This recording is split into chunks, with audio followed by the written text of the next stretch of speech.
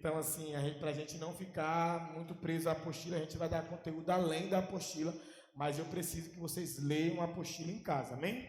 Amém, gente? Glória a Deus. Então, qual matéria que a gente vai? Até laserzinho tem agora. Que isso, pastor tá enjoado. Professor, gente, professor. Então, a próxima matéria, nossa terceira matéria é o que? Doutrina de Deus, teontologia, né? Que é o ensino sobre quem Deus é. E aí, para ensinar sobre Deus, a gente precisa entrar em alguns pontos, em alguns aspectos. E Romanos 1, a partir do verso 18, vai nos instruir sobre como entrar nesses aspectos, porque tem duas formas de nós conhecermos Deus. Uma é a intuição de Deus e a outra é as evidências nas Escrituras e na natureza. Amém? Então nós vamos fluir inicialmente nisso aqui, e aí por isso que eu quero ler com você Romanos 1,18 para a gente começar a discorrer. A gente vai ler primeiro aí até o verso, deixa eu ver se está ali também. Põe o próximo. Não, o próximo vai ser a nossa introdução. Deixa eu ler aqui, depois a gente vem ali para a introdução. Vai aí, Romanos 1,18, do 18 até o 24. Amém? Até o 25. Então vamos lá, diz assim: a ira de Deus se revela do céu contra toda a impiedade e injustiça dos seres humanos, que por meio da sua injustiça suprimem a verdade, pois o que se pode conhecer a respeito de Deus é manifesto ou é conhecido entre eles, porque Deus lhe manifestou ou trouxe conhecimento. Porque os atributos invisíveis de Deus, isso é, o seu eterno poder e a sua divindade, claramente se reconhecem desde a criação do mundo, sendo percebido por meio das coisas que Deus fez. Por isso, os seres humanos são indesculpáveis, porque tendo conhecimento de Deus, não o glorificaram como Deus, nem lhe deram graças. Pelo contrário, se tornaram nulos em seus próprios raciocínios, e o coração insensato deles se obscureceu. Dizendo que eram sábios, se tornaram tolos e trocaram a glória do Deus incorruptível por imagens semelhantes a seres humanos, a ser humano corruptível, às aves, aos quadrúpedes e aos répteis. Por isso, Deus os entregou à impureza pelos desejos do coração deles, para desonrarem o seu corpo entre si, e trocaram a verdade de Deus pela mentira, adorando e servindo a criatura em lugar do Criador. Então, aqui, o Senhor está começando a explicar, e Paulo está começando a explicar através da palavra de Deus o quê? Que mesmo as pessoas que não são íntimas de Deus, eles conhecem que Deus existe. Eles sabem que Deus existe. Eles sufocaram a palavra de Deus. Eles mudaram no coração deles a palavra de Deus. Trazendo o quê? Fazendo o quê? Fazendo com que a verdade de Deus se tornasse uma mentira, anulando aquilo que Deus estava estabelecendo. É possível conhecer Deus? Claro que é possível conhecer Deus. A intuição de quem Deus é e a evidência, como a gente leu no texto, de quê? De tudo que Ele criou. A Bíblia fala que o seu eterno poder e os seus atributos são feitos, a gente enxerga eles como? Na sua criação. A gente precisa entender que, não, por exemplo, quando você vê um carro, você sabe que o carro foi criado por alguém. Sim? Você vê a casa, você sabe que a casa foi construída por alguém. Então, é tolice pensar que a terra foi criada do acaso.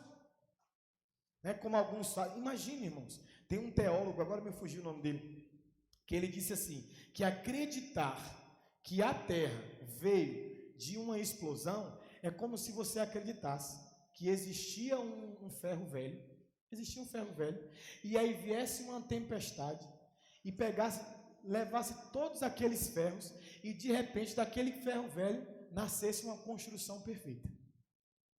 Então, como pode a gente não ver o poder de Deus, não conhecer Deus através daquilo que Ele fez? Isso é uma tolice, porque por mais que o homem seja inteligente diante da capacidade que Deus deu, O homem não consegue fazer coisas que Deus fez. O homem consegue criar um rio? O homem consegue criar uma árvore? Não. O homem consegue criar um animal? Não. O homem consegue, por exemplo, quando Deus vai revogar sua soberania, sua autoridade, diante daquilo que está acontecendo com Jó. Quando Jó começa uns questionamentos exagerados. Lá em Jó 37, a gente começa a entender isso. O que está acontecendo? Jó está questionando muitas coisas que estão acontecendo com ele, os amigos de Jó estão questionando muitas coisas que estão acontecendo, e aí de repente Deus entra na história e Deus começa a falar o quê? Quem tu pensa que é, Jó? Onde estava você quando eu coloquei limite nas ondas do mar? Irmãos, olha o que Deus está falando. Ele colocou limite nas ondas. Você já parou para pensar que você está diante de uma praia e que, quando você está diante do mar, diante da praia, a água está vindo, mas ela não vem além daquilo que Deus estabeleceu para ela vir. Não vem, ela nunca vai vir. E, pastor, e quando tem um tsunami, quando a água vem, isso quer dizer que Deus, com a sua soberania, fez aquilo, permitiu aquilo acontecer. Então, Paulo está dizendo assim, cara, vocês conheceram a verdade de Deus. Vocês se afastaram? Sim, mas vocês conheceram. Vocês sabem que Deus é real. Nós olhamos para a criação e nós vemos o poder de Deus. Irmão, o vento não é uma bênção? Sim ou não? O vento é uma bênção. Você vê o vento? Não. Mas quem criou o vento? O Senhor. E o vento, ele tem características que Deus traz para quê? Para a nossa vida. Ele fala que nós somos como o quê? Vento, guiado pelo Espírito, que não sabe de onde vem, mas e nem para onde vai. Então, nós vemos na criação o eterno poder de Deus, os atributos de Deus. Nós vemos na criação que Deus, ele está se revelando a nós e tem uma intuição de Deus nessa revelação. Por exemplo, como eu estava falando das ondas do mar, mas não é só o mar, não é só a praia. Tudo que nós olharmos de uma forma contemplativa, nós vamos conseguir ver o dedo de Deus. Por exemplo, um dia o Gabriel, ele estava aqui, eu não lembro se foi uma ministração dele, se foi uma palavra de ofertório, ele falou algo que eu achei interessantíssimo. Ele falando que a Terra gira em não sei quantos mil quilômetros por hora, mas em algum momento, quem lembra daquela oração que é Josué que faz, né? Josué faz pedindo para Deus parar o quê? O sol, né? Mas o sol já estava parado, só que ele não sabia. Então, o que Deus para é o quê?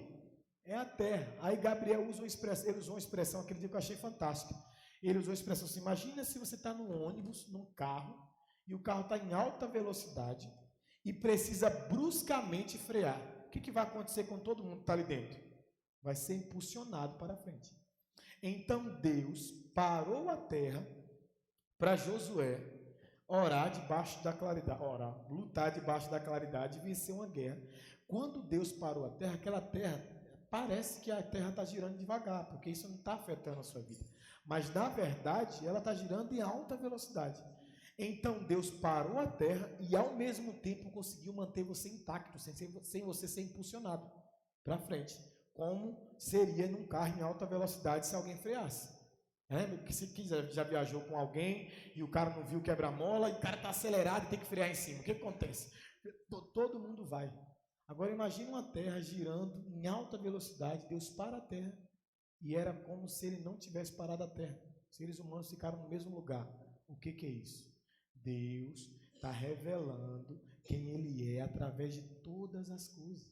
Irmãos, Deus, ele não se esconde. O Luiz Hermínio fala isso, eu acho lindo, ele fala assim, Deus não se esconde de você. Ele se esconde para você. É diferente.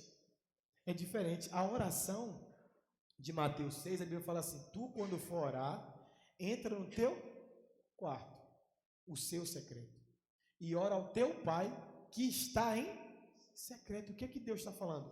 Não é porque você não está me vendo que eu não estou te esperando. Não é porque você não me conhece que eu não quero me revelar. Então, a nossa consciência contemplativa sobre tudo que Deus criou vai fazer a gente ter uma percepção de quem Deus é. Por exemplo, Salmo 121. A gente fala muito desse salmo, mas a gente não presta atenção no que o salmista está trazendo ali sobre conhecimento contemplativo. Sobre ele enxergando Deus, ele fala assim: eleva os meus olhos para onde? Aí ele faz uma pergunta, não é uma afirmação, ele faz uma pergunta em seguida. Qual é a pergunta que ele faz? De onde me virá o socorro? Mas olha a primeira coisa que ele faz: elevo meus olhos para o monte, que é a mesma palavra para eu inclino a minha cabeça e olho para um lugar alto, um monte alto, ele está olhando para o monte. Aí ele faz uma pergunta: de onde me virá o socorro? Olhando para o monte. Quando você olhar para o monte, para um lugar alto que Deus criou, você vai ver duas coisas: a terra e o céu. Naquele momento contemplativo dele, de uma dúvida, de uma situação que ele estava enfrentando, ele precisava ser socorrido. Ele eleva os olhos para o monte, ele está olhando parte da terra e ele está vendo o quê? Parte do céu. Naquele momento, ele começou a ter o quê? Uma revelação. Ele viu que Deus, de forma intuitiva, estava se revelando para ele. É tanto que em seguida ele vai e fala assim, aí ele responde a própria pergunta. Porque ele encontrou a resposta contemplando aquilo que Deus tinha criado. Aí ele vai e fala o quê? O meu socorro vem do Senhor, que fez o quê? Ele estava olhando para o céu e para a terra naquele momento. Então ele falou assim, uau, Deus está se revelando, eu estou aqui procurando, estou perguntando de onde me virá o socorro. O meu socorro veio desse Deus aí, que criou os céus que eu estou vendo e criou a terra que eu estou vendo. Então, se ele criou esse céu com essa dimensão, se ele criou toda essa terra, o que é a minha situação diante de Deus? Você quer ver você criar confiança em Deus? É você perceber os feitos dele. Irmãos, tem hora que a gente parece que não consegue imaginar. Deus abriu um mar para o povo passar, gente. Deus abriu um mar para um povo passar. Você tem noção de quem esse Deus é? Do tamanho da grandeza desse Deus? Aí você passa uma situaçãozinha. É por isso que diante de tudo que você está passando, irmão, seja uma enfermidade, seja uma luta, seja o que for, diante de tudo que você estiver enfrentando, você precisa ter convicções do conhecimento de quem Deus é na sua vida. Para quê? Para você não ser sufocado nem pressionado pela sua circunstância. Quando Paulo está em 2 Timóteo 4, quando Paulo está ali, ele sabe que tinha chegado o tempo apostólico dele, que ele ia ser, que Deus já tinha revelado para ele, que tinha acabado a carreira dele no sentido de missão, que Deus ia permitir que com a morte dele ele glorificasse Jesus. Paulo escreve uma coisa que abisma o meu coração, mas ao mesmo tempo motiva o meu coração. Aquilo que muitos de nós iríamos atribuir ao diabo, Paulo, ele atribui a Deus. Ele fala assim, eu combati o bom. Aí ele fala assim, encerrei e guardei Ele não falou assim, fui vencido, estou preso. Não, ele falou assim, eu combati o bom combate. Aí depois ele fala assim, o diabo deu fim no meu ministério. Ele fala assim, encerrei a carreira. Aí depois ele fala o quê? E guardei a minha? E agora vou buscar uma coroa que me está proposta. Então nós precisamos ter esse ambiente de contemplação.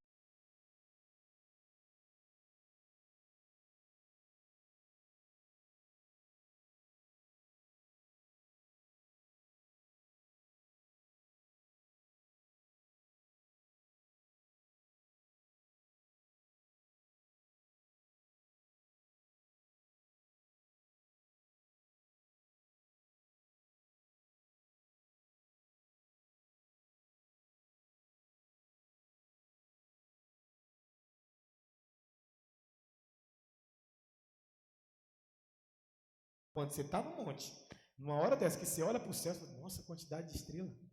Por quê? Porque toda a criação humana, não com a intenção, mas ela pode sufocar a revelação divina.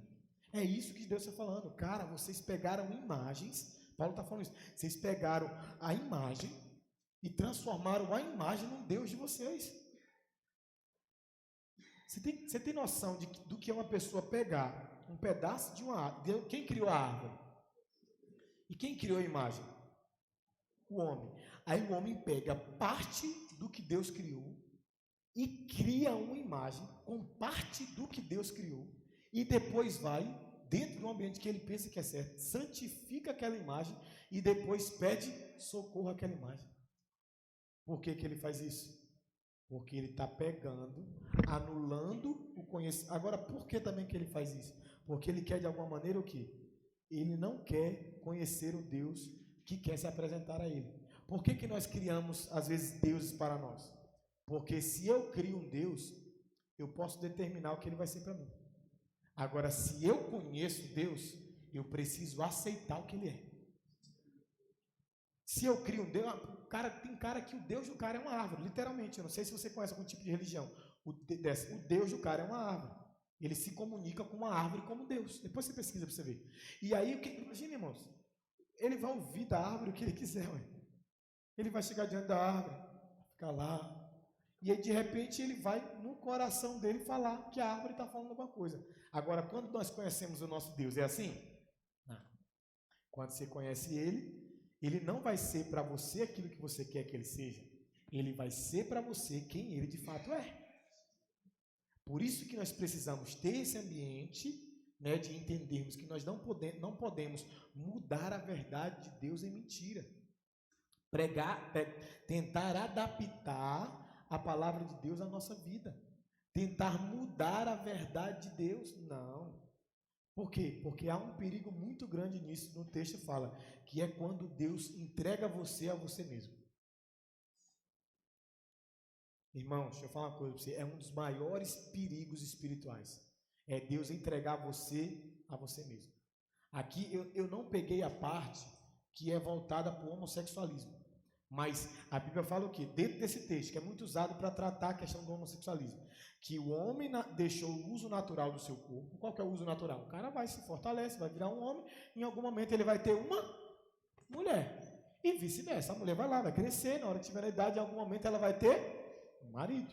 E a Bíblia fala que eles deixaram o uso natural. Por que eles deixaram o uso natural?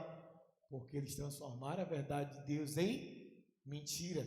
E aí logo eles pensaram, eu posso me relacionar com a mulher, eu sou uma mulher, posso me relacionar com a mulher. Aí o homem, eu sou um homem, mas eu posso me relacionar com um homem. Ele pegou a verdade de Deus e transformou a verdade de Deus numa mentira que ele quis ser, que ele quis que fosse a verdade dele. E aí, ao fazer isso, a Bíblia fala que Deus veio, se revelou a eles, tentou tirar eles desse ambiente, mas eles não quiseram. Aí o que Deus faz? Deus os entregou às suas paixões infames, ao seu coração inflamado. Ali está falando especificamente do homossexualismo. Mas eu quero aqui abranger outra área. Você já parou, irmãos, é bom analisar isso aqui, de verdade. Você já parou para pensar? Se você não está entregue por Deus a algo na sua vida? Porque, vamos lá, o que é uma pessoa que Deus entregou ele a ele mesmo? É uma pessoa que é governada, consumida e guiada por um estilo de vida. Sim ou não? Imagina o que é Deus? Deus os entregou às suas paixões. Então, pensa. Se Deus não está conseguindo mudar uma área da minha vida, entenda o não conseguindo. Se tem uma área da minha vida que está sempre daquele jeito, e você sabe que não deveria estar daquele jeito, acende o alerta. Rápido. Porque Deus pode ter entregado você esse sentimento. Deus pode ter entregado você, porque Ele está lutando, Ele está se revelando, Ele te traz com escola de teologia, Ele te deu uma denominação.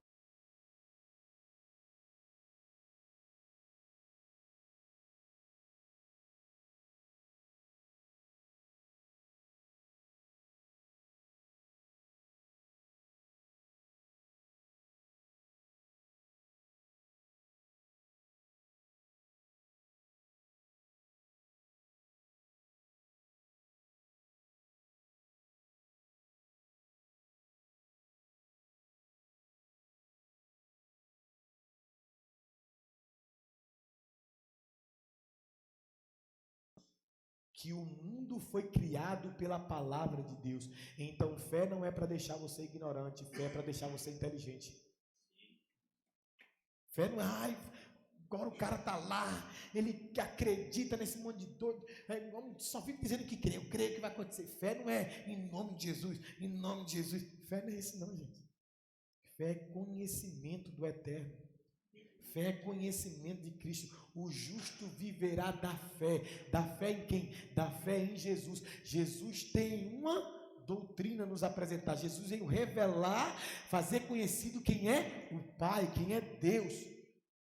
Ele diz o que? Ninguém conhece o Pai senão ao Filho e a quem o Filho quiser revelar. Que foi um dos textos que eu usei hoje no devocional. Mateus 11, a partir do versículo 25. Então, se você está aqui, o Filho está querendo revelar Deus para você. O Filho está querendo trazer o conhecimento de quem Deus é para você. Agora analise. Cuidado. Se tem uma área da sua vida afetada e você é governada por ela. Porque uma coisa, irmãos, uma coisa é o escorregão. Amém? Escorregou. Uma coisa é um pecado por acidente. Outra coisa é o governo do pecado. Então, o governo do pecado pode ter feito Deus entregar você a você mesmo. Nossa, pastor, por que Deus faz isso? Me entrega a mim mesmo. Porque você não quer viver aquilo que Ele é. Porque você não quer entrar no ambiente que Ele tem para você. Então, irmãos, Deus, Ele é tão, mas tão, mas tão bem resolvido, que Ele permite que você seja quem você quer ser. Mas Ele te resgata quando você se incomoda com quem você é. Exemplo. Por isso que a gente precisa viver incomodado com os nossos pecados. Lamentações diz o quê? De que se queixa, pois, o ser humano? Queixe-se, singular, cada um dos seus pecados. Qual foi o dia que nós chegamos diante do Senhor, nos queixando dos nossos pecados? Nosso apóstolo João me fala uma coisa que eu acho interessantíssima. Uma vez ele foi dar uma palavra para um irmão, uma palavra mais dura. Aí o irmão olhou, nossa, pastor, o senhor não tem paciência comigo? Ele virou para ela e falou assim, ó, não é que eu não tenho paciência com você, é que eu não dou mole nem com os meus pecados, vou dar mole com os outros? Eu não tenho paciência nem com os meus pecados, vou ter paciência com os outros? O que ele está querendo ensinar para a gente? Não tenha paciência com você mesmo, no sentido de sair desse lugar que você precisa sair. Sai, irmãos, acelerado. Lembra, quando era para sair do Egito, come apressadamente, levanta as calças, no bom sentido da palavra, come porque você vai ter que sair depressa. Então, se você percebeu que está numa gedoma, num ambiente totalmente envolvido, que você pode, diante dessa palavra, estar olhando e falar assim, ih, rapaz, Deus já me entregou esse sentimento aí. Acorda. Acorda. Há tempo para nós acordarmos, amém? Amém? Para nós entendermos quem Ele é. Irmão, se Deus criou, se a intuição de Deus, se isso que Ele está se revelando, mostra a grandeza dEle, o que é para Deus tirar você desse ambiente? Olha para o teu irmão e fala assim, para Deus é muito fácil resgatar você desse ambiente. Quem lembra daquela historinha que o cara está em cima de um telhado e aí está o quê? O rio lá inundou, e o cara está em cima do telhado, ele ora a Deus, Deus, me socorre daqui, me tira daqui. Aí Deus manda o quê? Um barco. O cara fala, não, eu estou conversando com Deus aqui, Deus vai me salvar. Aí o cara manda o que depois? Um helicóptero. Ah, não, estou conversando com Deus aqui, vai me salvar. Aí ele, para resumir a história, ele morre, chega diante de Deus, falando o quê? Bravo. Fiquei orando o Senhor lá, para o Senhor me resgatar, para isso, para aquilo, e o Senhor não me resgatou. Aí Deus assim, mas eu mandei o resgate. Você que não quis o resgate. Deus sempre manda o resgate de suas perdições, de quando a gente se perde. Ele sempre manda o resgate. Mas o resgate não vem da maneira que você espera. O resgate vem. Lembra que eu sempre falo? Você pode escolher a área.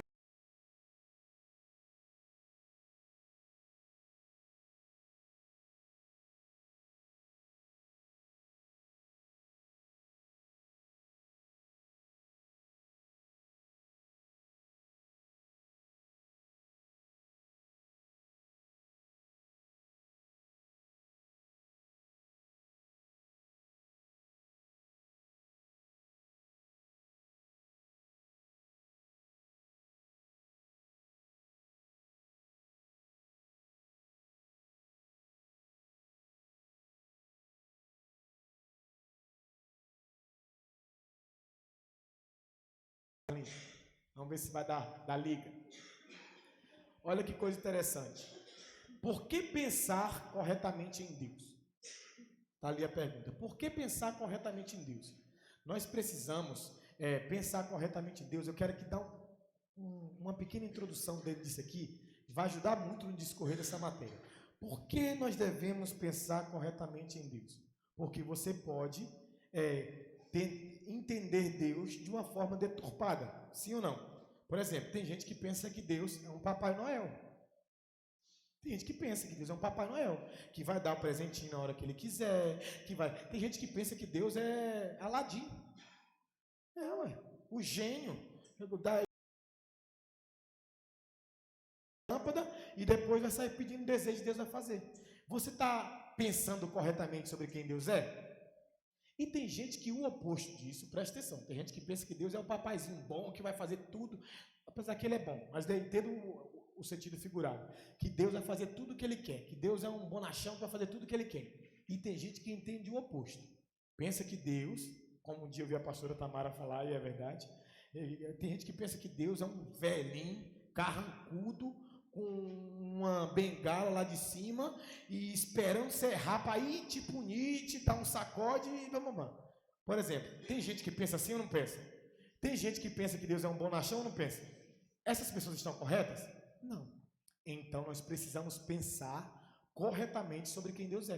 Porque senão eu penso que ele é alguém ruim, ou então eu penso que ele é alguém que só vai fazer as coisas para mim. E ele não é essa pessoa. Ainda que ele nos corrija,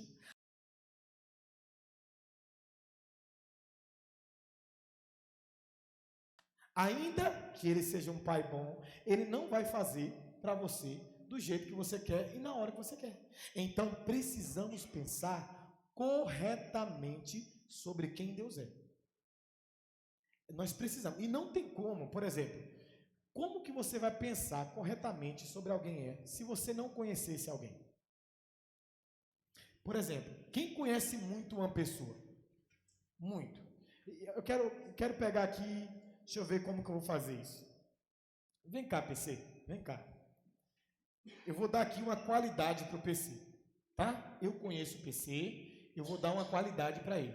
O PC é um cara hiper mega educado, trata as pessoas super bem. Eu estou dando qualidade. Olha a mulher rindo. Profecia. Pô, Tamir, você quebra a minha aula. Ele é, você é. Então, o cara é hiper mega educado, trata bem todo mundo, o cara sereno, branco. Aí eu conheço que ele é assim, amém? Aí um dia vem uma pessoa,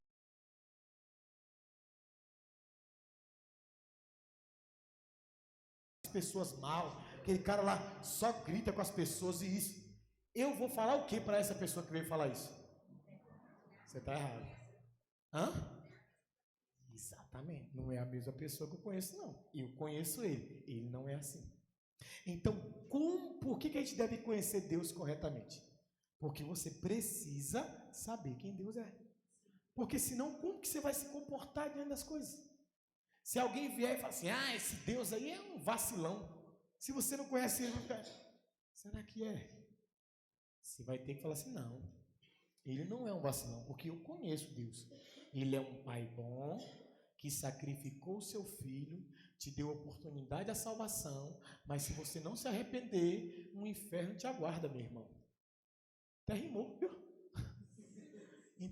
Então, assim, para a gente finalizar, porque né, a gente teve aquele momento aqui, para a gente finalizar essa aula. Por que precisamos pensar corretamente sobre quem Deus é? Para nós não sermos sufocados por ideologia que não entendem quem Deus é. E existe, irmão, diversas ideologias. Por exemplo, existe... Pode ir, meu filho, obrigado, tá?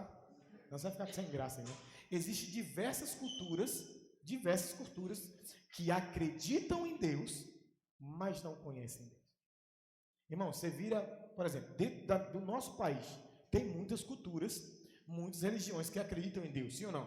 A Umbanda acredita em Deus?